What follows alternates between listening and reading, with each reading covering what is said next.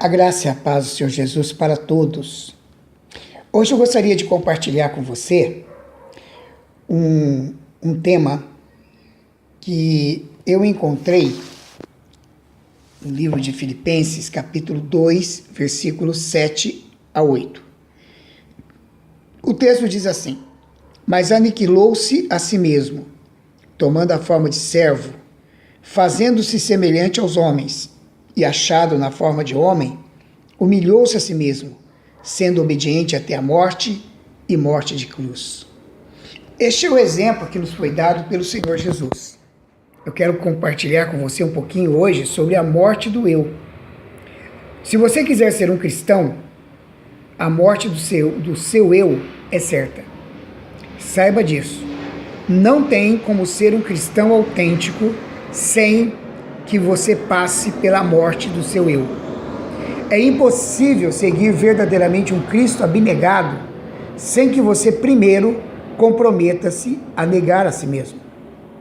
O termo abnegação é muitas vezes confundido com autocontrole.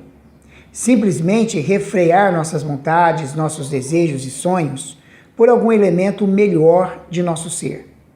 Não era isso que Jesus queria dizer. Ele deseja que vivamos como ele viveu, tratando o eu como se não tivesse primazia, como algo a ser subjugado pelo senhorio de Cristo e para o qual damos as costas. Ele nunca quis que simplesmente controlássemos nosso ser, mas sim que morrêssemos para o nosso eu. A morte do ego incluirá tudo o que impede a vontade, os interesses e o poder de Deus se cumprirem em nós e por nosso intermédio. O caminho do avivamento, que deu origem à igreja primitiva, foi pavimentado com os caixões do eu, de modo que Deus se manifestou poderosamente entre os cristãos e por intermédio deles. E a Bíblia diz em Atos capítulo 4, versículos 32 a 37, e era o coração e a alma da multidão dos que criam. E ninguém dizia que coisa alguma do que possuía era sua própria, mas todas as coisas lhes eram comuns.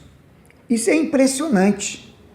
Primeiramente, o texto diz que havia um só coração e uma só alma.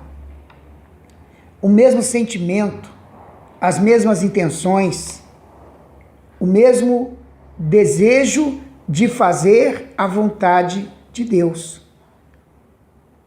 E esta união do coração e da alma se deu entre aqueles que criam, aqueles que realmente entregaram-se totalmente a Cristo. Não apenas pessoas que aderiram a uma nova religião, mas pessoas que se entregaram de corpo, alma, coração a Jesus. E dentre eles, por ser apenas um coração e uma alma, ninguém dizia que alguma coisa do que possuía era sua própria, ou seja, não havia essa possessividade em relação às coisas. Havia um entendimento de que se Deus nos deu, é para ser compartilhado. Então, para eles, as coisas lhes eram comuns. Os bens podiam ser repartidos. As necessidades podiam ser supridas. Não deveria haver nenhum necessitado entre eles, porque todas as coisas lhes eram comuns. Isso aconteceu porque o eu foi morto na cruz de Cristo. A morte do eu é dolorosa, meus queridos. Não é uma morte fácil. Aliás, nós não conhecemos nenhum tipo de morte que seja fácil. E a morte do eu não é diferente. A crucificação dói e doeu na vida de Jesus Cristo. Doeu no seu corpo, doeu na sua alma. Como Paulo, nós também devemos mortificar a nossa carne diariamente e não permitir que o eu saia rastejando da cruz. O que acontece, devemos ser honestos em dizer, com a maioria das pessoas. Cristãos que apregoam ter mortificado a sua carne, mas no primeiro confronto, numa primeira situação em que haja descontentamento ou desapontamento, a carne já se arvora e o eu, como já disse, sai rastejando da cruz e assume o controle da situação. Uma vez que nós não podemos pregar-nos à cruz, também vemos que isso pode ser feito por outros, e quase sempre publicamente. Quantos de nós que já não fomos humilhados publicamente? Entenda isso como sendo Deus usando pessoas para crucificar o seu eu. Você não pode se crucificar. Jesus não subiu na cruz sozinho. Ele não se pregou na cruz. Foram soldados romanos que o pregaram naquela cruz. Jesus precisou da ação daqueles soldados ímpios, pagãos, para que ele pudesse ser pregado na cruz. Assim também, nós precisamos de pessoas que muitas vezes se tornam instrumento de Deus, não do diabo, mas de Deus, para que nós tenhamos o nosso eu crucificado. Portanto, querido, quando isso acontecer, quando você for afrontado, quando você for humilhado, coragem, saiba que a morte do eu será gratificante. Jesus é o nosso maior exemplo de abnegação, um exemplo a ser seguido. Ele prometeu que isso seria gratificante aqui na terra. Em João capítulo 10, versículo 10, ele diz: eu vim para que tenham vida e a tenham com abundância. Essa vida abundante que Jesus tem para nos oferecer é uma vida de uma qualidade superior.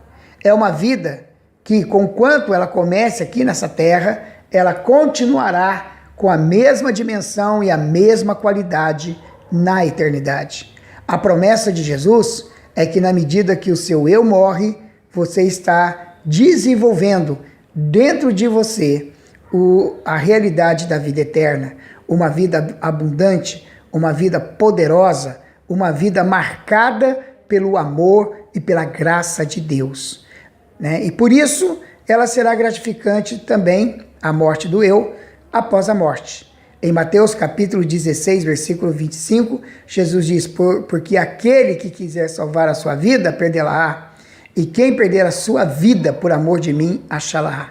Portanto, sempre vai ser altamente produtivo e gratificante para nós entregar o nosso eu à morte.